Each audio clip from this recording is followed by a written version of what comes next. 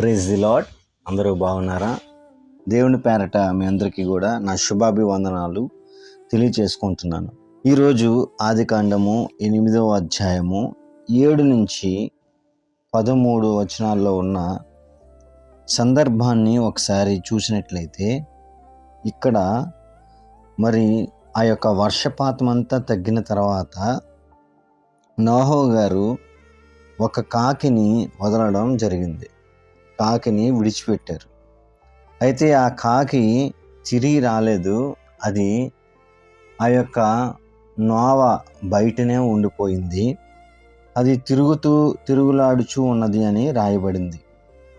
అదేవిధంగా పావురాన్ని కూడా కొన్ని రోజుల తరువాత పావురాన్ని కూడా విడిచిపెట్టినప్పుడు ఆ పావురం మొట్టమొదటిసారి విడిచిపెట్టినప్పుడు తిరిగి వచ్చేసింది. రెండోసారి విడిచిపెట్టినప్పుడు సాయంత్రానికి, అంటే వెంటనే తిరిగి రాలేదు కానీ సాయంత్రానికి తిరిగి వచ్చేసింది. మరలా విడిచిపెట్టినప్పుడు మరలా ఏమైందంటే ఇంకా అది తిరిగి రాలేదు. కాకిని వదిలితే కాకేమో మొట్టమొదటి రోజే ఎప్పుడైతే వాడి నుంచి బయటకు వచ్చిందో ఆ రోజునే అది విచ్చలవిడిగా తిరగడం, అంటే తిరిగి రాలేదు. ఇంకా అది ఎలా తిరుక్కుంటూ ఉంది. కానీ పావురం మొదటి రోజు తిరిగి వచ్చింది. అలాగే రెండో రోజు సాయంత్రానికి, అంటే రెండోసారి, మొదటిసారి తిరిగి వచ్చేసింది. రెండోసారి మళ్ళీ విడిచిపెట్టినప్పుడు సాయంత్రానికి తిరిగి వచ్చేసింది. మూడోసారి మాత్రం తిరిగి రాలేదు. మరి 2 సార్లు ఎందుకు తిరిగి వచ్చింది? మూడోసారి ఎందుకు తిరిగి రాలేదు అంటే, పావురాన్ని మనం చూసినట్లయితే పావురం దేనికి సూచనగా ఉందంటే రక్షణ, ఒక వ్యక్తి రక్షింపబడిన తర్వాత, అంటే ఓడలో ఏం జరిగింది అంటే ఓడలో రక్షణ కనబడుతుంది మనకి. ఓడ కార్యక్రమం అనేది రక్షణకు గుర్తుగా ఉంది. ఆ రక్షణలో నుంచి బయటకు వచ్చిన ఒక పావురం మొదటిసారి వచ్చినప్పుడు దానికి అనుకూలత లేదు. ఏంటి అనుకూలత అంటే, అది ఏం కోరుకుంటుంది? అది యాక్చువల్గా పావురం అనేది ఏం కోరుకుంటుంది అంటే, పావురం ఎప్పుడు కూడా బురదలో కానీ నీళ్ళలో కానీ ఉండటానికి ఇష్టపడదు. వ్యర్థ పదార్థాల దగ్గర, అంటే చెత్త దగ్గర ఎప్పుడైనా ఆ పావురం కనిపించదు మీకు. పావురం ఎప్పుడు ఎక్కడ కనిపిస్తుంది అంటే కొండ మెట్టల మీద, అంటే కొండ ప్రాంతాల మీద ఎక్కువ చూడండి, స్లాపుల మీద అక్కడే పెంచుతూ ఉంటారు. అక్కడే మనకు కనబడుతూ ఉంటాయి. అంటే దానికి పొడి నేల కావాలి, ఇష్టం అన్నమాట. అలాగే పావురం అనేది దేనికి గుర్తుగా ఉందంటే పరిశుద్ధతకు గుర్తుగా ఉంది. అది పరిశుద్ధతకు గుర్తుగా ఉంది. పరిశుద్ధతను కాపాడుకునేదిగా కనబడుతుంది. ఎందుకంటే అది ఒక్కసారి జత కడితే దేంతో జత కడుతుందో చివరి వరకు దాంతోనే ఉంటుంది. అంటే ఎంత నిబద్ధత కలిగిందో చూడండి. ఈ యొక్క పావురం ఏమైందంటే మొదటిసారి విడిచినప్పుడు దానికి అనుకూలత లేదు. కాకిలాగా ఎలా పడితే అలా బ్రతికేలేదు.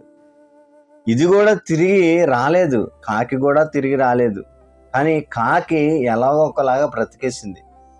కానీ పావురం ఏం కోరుకుందంటే, మనం పావురం కోరుకున్నట్టుగా కోరుకోవాలి మన బ్రతుకులో. కాకి బ్రతికింది, లోకం బయటనే ఉంది. పావురం కూడా లోకం బయటకు వచ్చిందంటే ఓడ బయటకు వచ్చింది. కానీ పావురం ఏమో పరిశుద్ధంగా బ్రతికింది, పరిశుద్ధతను కోరుకుంది. అంటే దాని యొక్క ఏదైతే దేవుడు తయారు చేశాడో పరిశుద్ధత కోరుకున్నది. అది దాని యొక్క మరి లక్షణం అన్నమాట, పరిశుద్ధత కోరుకోవడం. మరి క్రైస్తవుని యొక్క లక్షణం ఏంటంటే, ఒక జీవితంగా మనం ఏదో బ్రతికేసాం అని బ్రతుకుగా బ్రతకడం కాదు, కానీ మనం బ్రతుకు కాలంలో పరిశుద్ధంగా బ్రతకాలి. చాలా జాగ్రత్తగా బ్రతకాలి మన బ్రతుకుని. అందరూ బ్రతుకుతారు, కానీ అందరూ బ్రతకడం వేరు, క్రైస్తవుడిగా మనం బ్రతకడం వేరు. మనం పరిశుద్ధతను, పాపాన్ని అంటించుకోకుండా బ్రతకాలి. పాపం ఉన్నప్పుడు, తడి ఉన్నప్పుడు, ఆ నీరు బురదగా ఉన్నప్పుడు అది తిరిగి రాకుండా ఉండలేదు, వచ్చేసింది. అది అక్కడ ఉండాలని ఇష్టపడలేదు. ఎప్పుడు ఇష్టపడింది, ఎప్పుడు కోరుకుంది, ఎప్పుడు ఓడ నుంచి బయటికి వెళ్ళిపోయింది అంటే నీరంతా ఆరిపోయిన తర్వాత అని రాయబడింది. నీరంతా ఆరిపోయిన తర్వాత, అది పొడిగా తయారైన తర్వాత ఆ పొడి నేల మీద మాత్రమే అడుగుపెట్టింది. మనం కూడా ఏం కోరుకోవాలంటే పరిశుద్ధతనే కోరుకోవాలి. పరిశుద్ధత ఒకవేళ లేకపోతే మనం ఏం చేయాలంటే అక్కడి నుంచి వచ్చేయాలి. పాపంలో ఎలాగో ఒకలాగా బ్రతికేయడానికి ప్రయత్నించకూడదు. అక్కడ పాపము ఉందంటే దాని నుంచి దూరంగా బయటికి రావడానికి, దూరంగా ఉండటానికే చూడాలి. వాక్యం కూడా అదే చెప్తుంది. పాపంలో ఉండకుండా దూరంగా ఉండమంటుంది. ఎందుకంటే దేవునికి అనుకూలమైనది, దేవుని మందిరానికి అనుకూలమైనది ఏదైనా ఉందంటే అది పరిశుద్ధత. కీర్తనల గ్రంథము 93:5 నీ శాసనములు ఎన్నడూనూ తప్పిపోవు, యెహోవా ఎన్నటన్నిటికి పరిశుద్ధతయే నీ మందిరమునకు అనుకూలము. ఆయన సన్నిధికి అనుకూలమైనది ఏది అంటే పరిశుద్ధత. కాబట్టి ఆ పరిశుద్ధత ఎప్పటికప్పుడు ఉండేటట్టుగా మనం చూసుకోవాలి. ఈ పామరం ఏం నేర్పిస్తుందంటే పరిశుద్ధత లేనప్పుడు, దానికి అనుకూలంగా లేనప్పుడు అది కోరుకోలేదు.